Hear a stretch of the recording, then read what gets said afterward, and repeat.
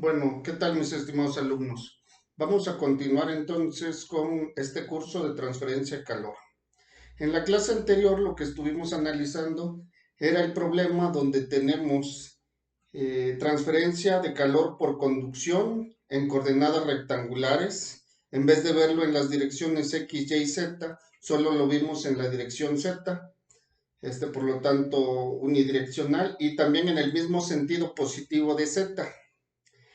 El caso 2 que estaremos analizando el día de hoy es el equivalente también o análogo al caso 2 que vimos de difusión de masa, coordenadas rectangulares, dirección Z, pero ahora lo vamos a ver en sentido opuesto a Z.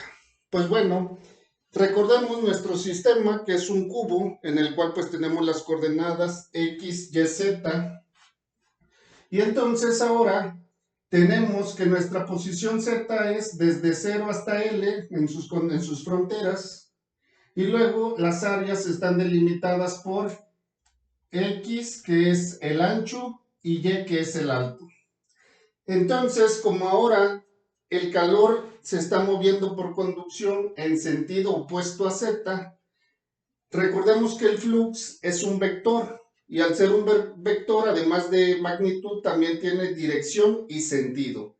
Y en este caso, su sentido es opuesto a el sentido del eje Z. Pues bueno, por lo tanto, ahora tendríamos que a través de esta área XY, que está en la posición Z más delta Z, va a entrar un flux que se mueve en sentido opuesto a Z, y este flux va a salir a través del área XY que está en la posición Z, y en este caso ese flux va a salir también con sentido opuesto al eje Z. Para que el calor se mueva en ese sentido, significa entonces que la temperatura evaluada en L, en la frontera final de Z, TL va a ser mayor que T0, y por lo tanto el calor se está moviendo en el sentido opuesto a Z. Ahora, si volvemos a hacer nuestro balance, tendríamos exactamente lo mismo. La entrada menos la salida más menos lo que reacciona es igual a la acumulación.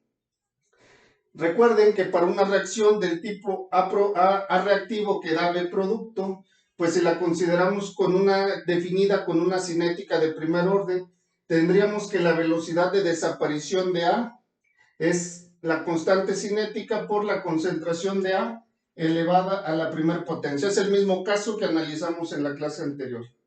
Recuerden que cada reacción tiene unidades de, para primer orden, 1 sobre segundo, y la concentración son mol de A sobre metro cúbico.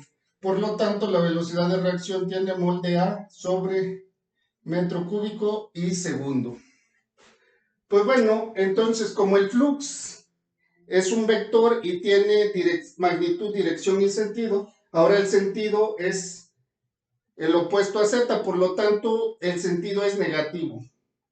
Y entonces vamos a tener que la entrada es menos ese flux multiplicado por el área. Recuerden que flux por área es flujo de calor. Este producto sería Q mayúscula.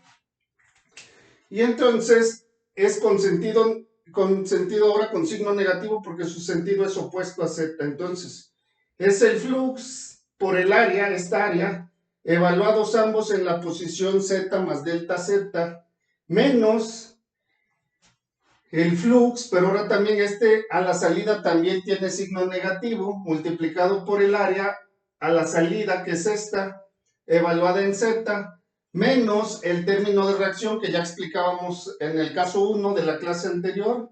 Y bueno, al no haber reacción, pues sabemos que RA en este caso vale 0. No hay velocidad de reacción.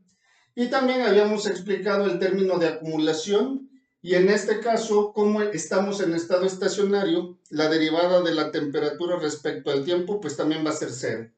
Con lo que nuestro balance se reduce rápidamente a lo siguiente. Si consideramos que el área es constante, porque esta área es igual a esta, pues la puedo sacar como un factor común, y esta área multiplica a el flux a la entrada más el flux a la salida.